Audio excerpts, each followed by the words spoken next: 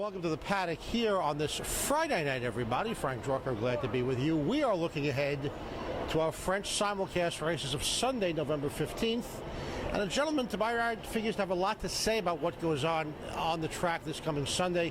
One of our leading drivers, Mr. Tyler Buter. Thanks for stopping by, sir. Yep, thank you for having me.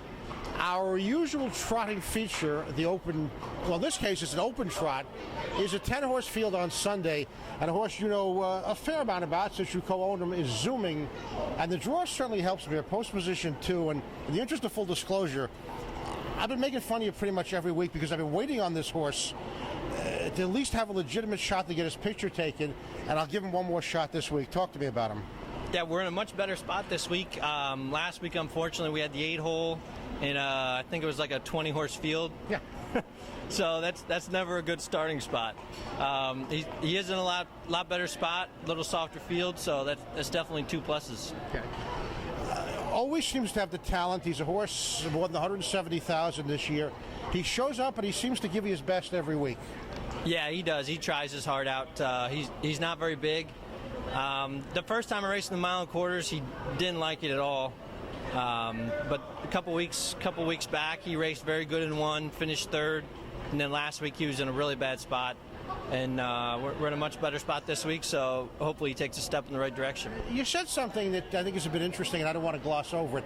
When you get a veteran like him who's used to the mile, any tricks of the trade to kind of get them to go the extra quarter mile? I swear when we go up the backside, the third time, he thinks the race is over. He's too smart for his own good. So, you almost have to remind them, we're still racing. So once you remind them, they definitely figure it out. Okay, that is Zooming in our featured trot for the week. $50,000 open draw open. Lucky Colby, one of Gilbert Garcia's horses. Non-one is at 12. I would think he ought to be as classy as anybody in here. Yeah, his last start, partially my fault. I tried to push him out of the gate too hard, made a break in the first turn. He is down in class, 10-horse field.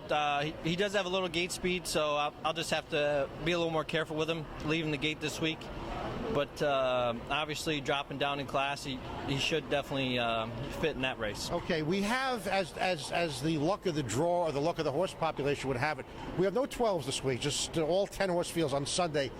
10 horses, 12 horses, how big a difference is it for you? It makes a difference.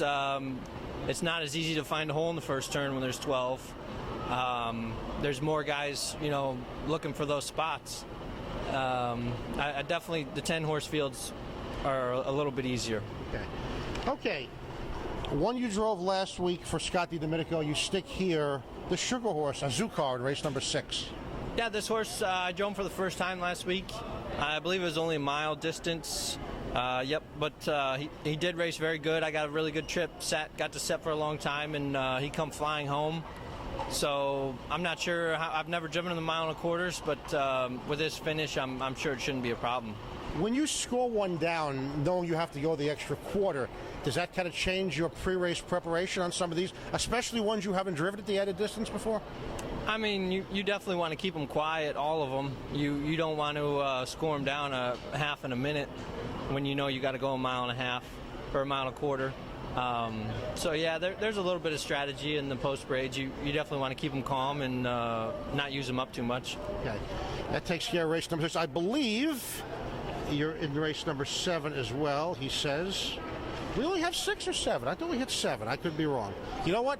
Let's take a bit of a break because obviously I came less than totally prepared. Mr. Buter, thank you much. Good luck on Sunday. Thank you. We're coming back.